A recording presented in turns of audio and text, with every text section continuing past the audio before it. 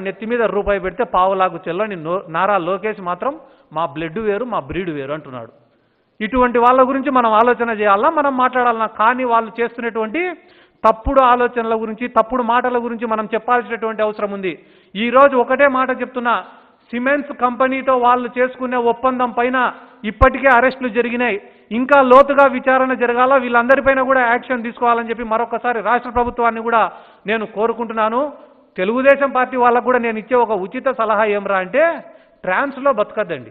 వాస్తవాలకు అనుగుణంగా బతికితే రేపు కాకుంటే ఇంకొక 10 ఏళ్ళకైనా కూడా మీకు భవిష్యత్తు ఉంటుంది తప్ప, తప్పుడు ప్రచారాలు చేసి వాటిని నిజంగా సృష్టించాలనుకుంటే మాత్రం రాష్ట్ర ప్రజలు నమ్మరని చెప్పి ఈ సందర్భంగా నేను మరొకసారి తెలియజేసుకుంటూ, ఎందుకంటే వాళ్ళు పొద్దున్న లేస్తేనే పోరాటాలు పోరాటాలు పోరాటాలు అంటారు. సమస్యలను వెలికి తీయడం పోరాటం కాదు, ఆ సమస్య పరిష్కారం కోసం కృషి చేయడం పోరాటం. ఇప్పుడు బలమైన పునాదులపైన సామ్రాజ్యాన్ని నిర్మించాలా కానీ బలమైన పునాదులపైన పేకమేడ నిర్మించకూడదు ఎప్పుడైనా కూడా. మాకు వచ్చిన 151 సీట్ల బలమైన పునాదులపైన ఒక సామ్రాజ్యాన్ని స్థాపిస్తానం కాబట్టి మళ్ళీ ఎలక్షన్లకు మేము సిద్ధంగా ఉండం. వాళ్ళకు కూడా మంచి మెజార్టీనే ఇచ్చినారు, 110 సీట్లో 105 సీట్లో 2014లో. ఆ బలమైన పునాదులపైన వాళ్ళు పేకమేడ నిర్మించినారు కాబట్టి 23 సీట్లకు కుప్పకూలినారన్న.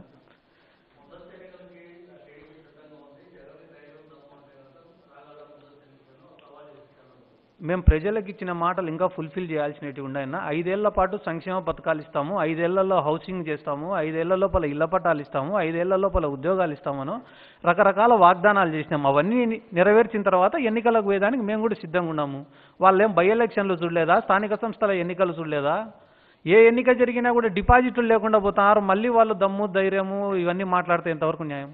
30 ఏళ్ళు కాదు కదా, 75 ఏళ్ల స్వతంత్రంలో ఎప్పుడూ లేని విధంగా ఈరోజు స్కూళ్ళు బాగుపడినాయి, ఆరోగ్య వ్యవస్థ బాగుపడింది, పిల్లలు చదువుకుంటున్నారు, మంచి వైద్యం అందుతుంది, ఇన్ని రిఫార్మ్స్ వచ్చినాయి. ఎక్కడనో అధికారుల దగ్గర తిరగకుండా అధికారులే ఇంటి దగ్గరకు వచ్చి పని చేసిపోయే వ్యవస్థ వచ్చింది. ఒక సచివాలయ వ్యవస్థనో, ఒక వాలంటీర్ వ్యవస్థనో, ఒక ఆర్బీకేలో, ఒక హెల్త్ సెంటర్లో ప్రతి గ్రామానికి ఒక వైద్యుడు ఉండాలా. ఒక పాము కాటు కరిచినా కూడా వైద్యం అందించుకోలేని దుస్థితి నుంచి ఈరోజు గ్రామంలోనే వైద్యుడు వచ్చినాడు.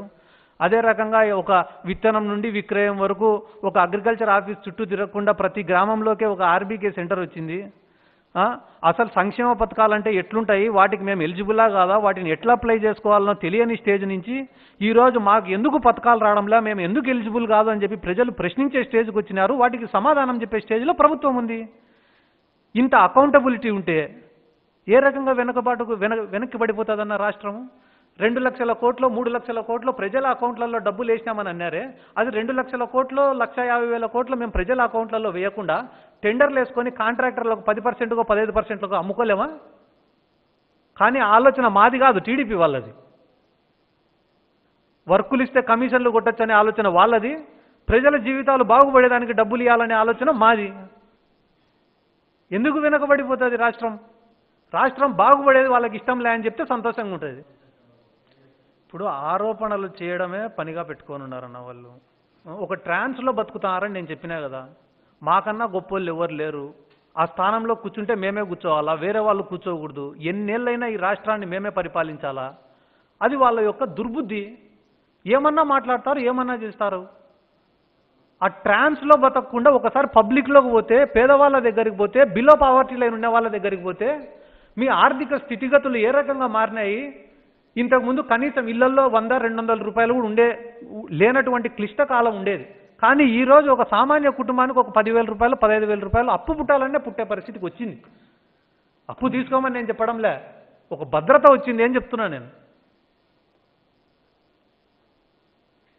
ఇంత దుర్మార్గంగా మేము మాత్రమే ఈ రాష్ట్రాన్ని పరిపాలించాలని అనుకునేప్పుడు ఎవడేం చేయలేడు. అటువంటి వాళ్ళకు ప్రజలే మళ్ళీ ఒకసారి బుద్ధి చెప్తారు.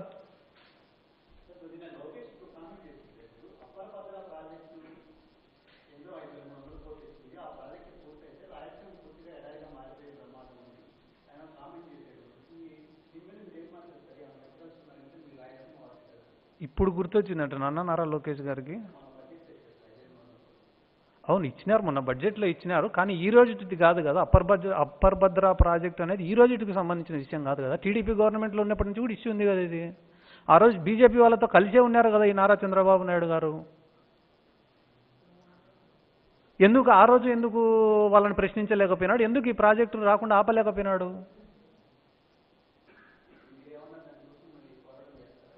మాట్లాడి అందరినీ కలుపుకొని ముఖ్యమంత్రి గారు నోటీసు కూడా తీసుకొని పోయి దీనిపైన ఏదో ఒకటి మాట్లాడాలని చెప్పి ఖచ్చితంగా అడుగుతాం.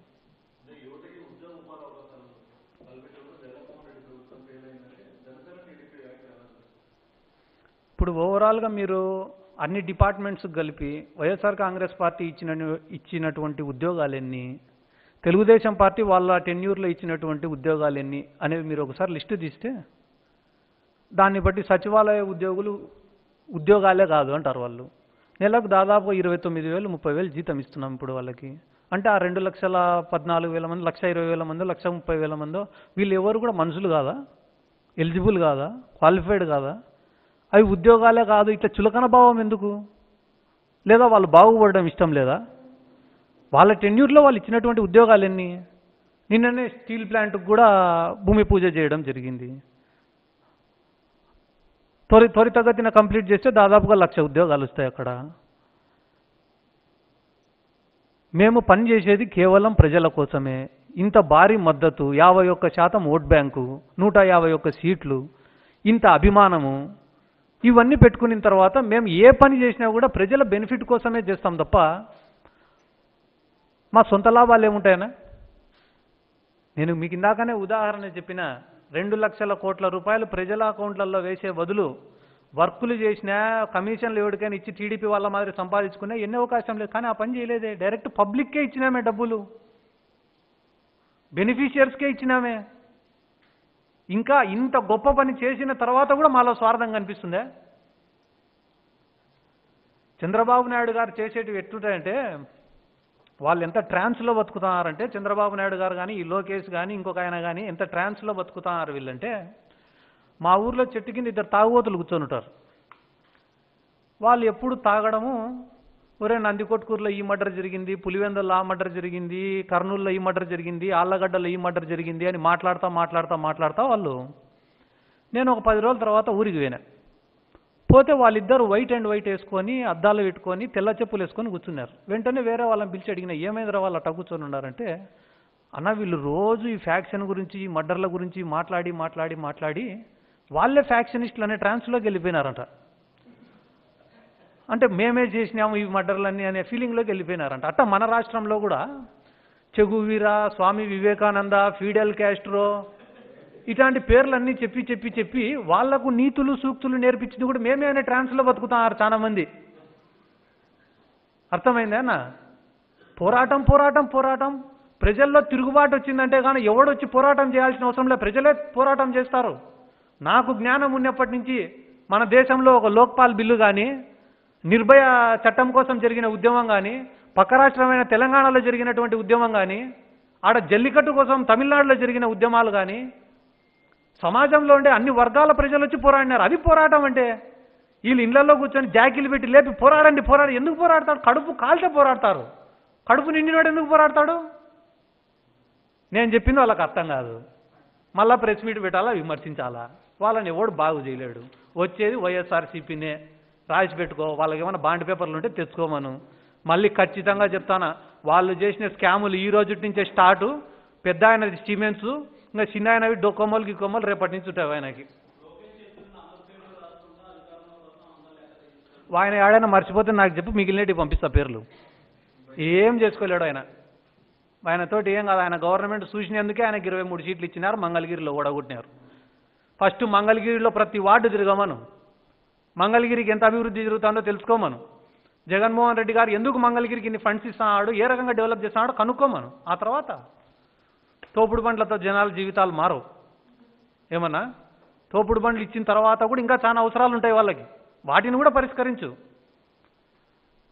చేసిన సాయానికి ఎప్పుడు కృతజ్ఞత ఆశించకూడదు. పని చేయాలా, వదిలేయాలా. కృతజ్ఞతగా ఫీల్ అయితే వాళ్ళు ఓటేస్తారు. రేపు తోపుడు బండి ఇచ్చిన నా వెంటనే తిరగాలనే మనస్తత్వాలు వీళ్ళవి.